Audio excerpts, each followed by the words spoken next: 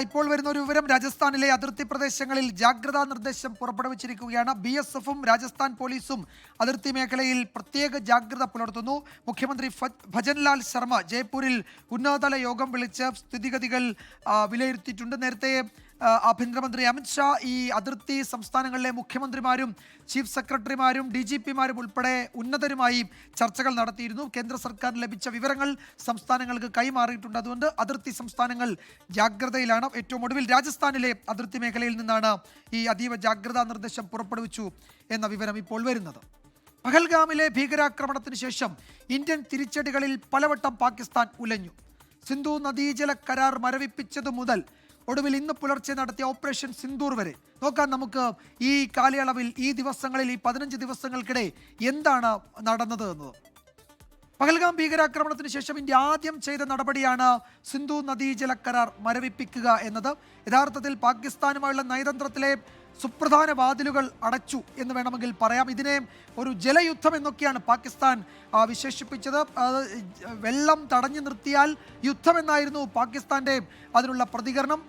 ആദ്യ തിരിച്ചടിയായി 8 സുപ്രധാന തീരുമാനങ്ങളാണ് ഈ ക്യാബിനറ്റ് കമ്മിറ്റി ഓൺ സെക്യൂരിറ്റി അഫയേഴ്സിൻ്റെ യോഗത്തിന് ശേഷം കേന്ദ്ര സർക്കാർ പ്രഖ്യാപിച്ചത്. അതിൽ ഇത് യുദ്ധപ്രഖ്യാപനമാണ് എന്നൊക്കെ പാകിസ്ഥാൻ പറഞ്ഞുവെങ്കിലും അതിനോട് മറ്റു തരത്തിൽ പ്രതികരിക്കാനുള്ള ശേഷി പോലും പാകിസ്ഥാന് ആ ദിവസങ്ങളിൽ ഉണ്ടായിരുന്നില്ല.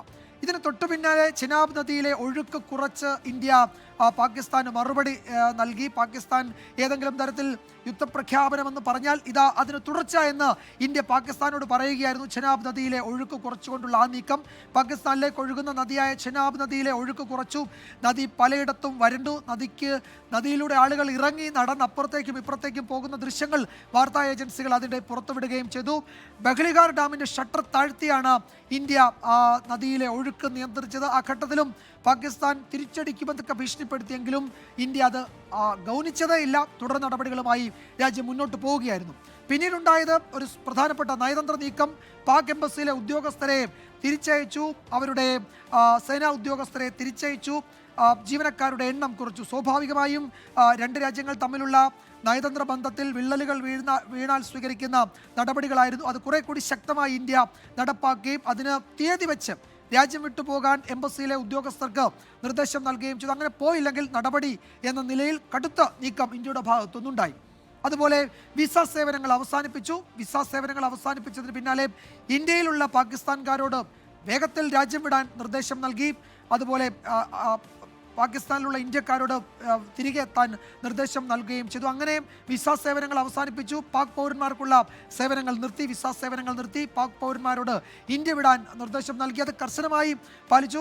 ഒരു ഘട്ടത്തിൽ ഇന്ത്യയിൽ നിന്ന് പോയ പാകിസ്ഥാൻ പൗരന്മാരെ അതിർത്തിയിൽ സ്വീകരിക്കാൻ പോലും പാകിസ്ഥാൻ തയ്യാറായില്ല. പിന്നീട് അന്തർദേശീയ സമ്മർദ്ദമൊക്കെ ഉണ്ടായപ്പോഴാണ് അവരുടെ നാട്ടുകാരെ പാകിസ്ഥാൻ സ്വീകരിക്കാൻ തന്നെ തയ്യാറായതെന്ന് നമ്മൾ ആ ദിവസങ്ങളിൽ കഴിഞ്ഞ ദിവസങ്ങളിൽ കണ്ടതാണ്. പാകിസ്ഥാനുമായുള്ള വ്യാപാര ബന്ധം അവസാനിപ്പിച്ചു എന്നതാണ് വളരെ പ്രധാനപ്പെട്ടത്. ഒരുപക്ഷെ പാകിസ്ഥാന് കിട്ടിയ ഒരു വലിയ തിരിച്ചടിയായിരുന്നു അത്. പാകിസ്ഥാനുമായുള്ള ഇറക്കുമതി കയറ്റുമതി ബന്ധം ഇന്ത്യ അവസാനിപ്പിച്ചു. ഇറക്കുമതി സമ്പൂർണ്ണമായി നിർത്തി. ഇന്ത്യ പാകിസ്ഥാനിലേക്കുള്ള കയറ്റുമതിയും നിർത്തി. അത് ഒരു ട്രേഡ് വാർ എന്ന നിലയിലാണ് വിലയിരുത്തപ്പെട്ടത്. അതിശക്തമായ ഇന്ത്യയുടെ നീക്കം യഥാർത്ഥത്തിൽ പാകിസ്ഥാൻ്റെ ഈ പറയുന്ന വ്യാപാര മേഖലയെ തന്നെ ഉലച്ചു എന്നാണ് പിന്നീട് വന്ന റിപ്പോർട്ടുകളൊക്കെ വ്യക്തമാക്കിയത്. പാക് കപ്പലുകൾക്ക് ഇന്ത്യൻ തുറമുഖങ്ങളിൽ വിലക്കേർപ്പെടുത്തി. ഇവിടേക്ക് അവരെ അനുവദിക്കേണ്ടതില്ല എന്ന് തീരുമാനിച്ചു. ഇന്ത്യൻ കപ്പലുകൾ പാക് തുറമുഖത്തേക്ക് പോകരുത് എന്ന് കേന്ദ്ര സർക്കാർ നിർദ്ദേശം നൽകുകയും ചെയ്തു. വാണിജ്യ മന്ത്രാലയം നിർദ്ദേശം നൽകുകയും ചെയ്തു. പാകിസ്ഥാനുമായുള്ള തപാൽ ഇടപാടുകൾ റദ്ദാക്കി. തപാൽ ഇടപാട് മാത്രമല്ല, പാഴ്സൽ ഇടപാടുകൾ അടക്കം ഇന്ത്യ നിർത്തിവെച്ചു, മരവിപ്പിച്ചു. അതും ഇന്ത്യയുടെ കടുത്ത നയതന്ത്ര നീക്കത്തിൻ്റെ ഭാഗമെന്ന് തോതിൽ വിലയിരുത്തപ്പെട്ടു. പാകിസ്ഥാനിലെ വെബ്സൈറ്റുകൾക്കും യൂട്യൂബ് ചാനലുകൾക്കുമൊക്കെ ഇന്ത്യയിൽ വിലക്കേർപ്പെടുത്തി. അവിടുത്തെ പ്രമുഖരുടെ രാഷ്ട്രീയ, സ്പോർട്സ് മേഖലകളിലൊക്കെ പ്രവർത്തിക്കുന്നവരുടെയൊക്കെ യൂട്യൂബ് ചാനലുകൾ ഇന്ത്യയിൽ സമ്പൂർണ്ണമായി വിലക്കി. അവരുടെ എക്സ് അക്കൗണ്ടുകൾ ഇന്ത്യയിൽ അനുവദിച്ചില്ല. പാക് മാധ്യമങ്ങളുടെ യൂട്യൂബ് ചാനലുകൾ ഇവിടെ വിലക്കി. പാക് സർക്കാരിൻ്റെ എക്സ് അക്കൗണ്ടുകളും തടഞ്ഞു. അങ്ങനെ ആ നിലയിലുള്ള ഇന്ത്യയുടെ നടപടി ഇങ്ങനെ ഈ ദിവസങ്ങളിൽ ഒന്നിനു പിറകെ ഒന്നായി തുടർന്നു പോരുകയായിരുന്നു. ഇതിനിടയിൽ പാകിസ്ഥാനുമായുള്ള അതിർത്തികൾ ഇന്ത്യ അടച്ചു. അട്ടാരി അതിർത്തി, അതുപോലെ അവിടുത്തെ റിട്രീറ്റ് ചടങ്ങുകൾ അവസാനിപ്പിച്ച് ഇന്ത്യ ഇക്കാര്യത്തിൽ തിരിച്ചുപോക്കില്ല കടുത്ത നടപടി തന്നെയാണ്, കടുത്ത നിലപാട് തന്നെയാണ് എന്ന് പാകിസ്ഥാനെ അതുവഴി ലോകത്തെ ഇന്ത്യ തുടർച്ചയായി അറിയിച്ചുകൊണ്ടിരുന്നു. തന്നെയുമല്ല, ഈ ദിവസങ്ങളിൽ ഇന്ത്യ നയതന്ത്ര നീക്കങ്ങൾ ശക്തമാക്കിയിരുന്നു. ഇന്ത്യയുടെ നയതന്ത്ര ഉദ്യോഗസ്ഥർ വിദേശ രാജ്യങ്ങളുമായി സംസാരിച്ചു. എന്താണ് ഇന്ത്യ ഉദ്ദേശിക്കുന്നത്, എന്താണ് ഇന്ത്യ ചെയ്യാൻ പോകുന്നത്, നയതന്ത്ര സമ്മർദ്ദങ്ങളിലൂടെ പാകിസ്ഥാൻ ഈ വിഷയത്തിൽ എന്തെങ്കിലും നടപടിയെടുക്കുമെങ്കിൽ എടുക്കട്ടെ, അതിനുള്ള സമയം കൊടുക്കൽ കൂടിയായിരുന്നു ഈ ദിവസങ്ങളിൽ നടന്നത്. പക്ഷേ പാകിസ്ഥാൻ പഠിച്ചില്ല എന്ന് തന്നെയല്ല, അവരേതെങ്കിലും തരത്തിൽ തിരുത്താൻ തയ്യാറായില്ല. ഒടുവിൽ പാകിസ്ഥാന് കനത്ത മറുപടി. ഓപ്പറേഷൻ സിന്ദൂർ, 9 പാക് ഭീകര കേന്ദ്രങ്ങൾ ആക്രമിച്ച് ഇന്ത്യയുടെ അതിശക്തമായ സൈനിക നടപടി, അതാണ് ഇന്ന് പുലർച്ചെ നമ്മൾ കണ്ടത്.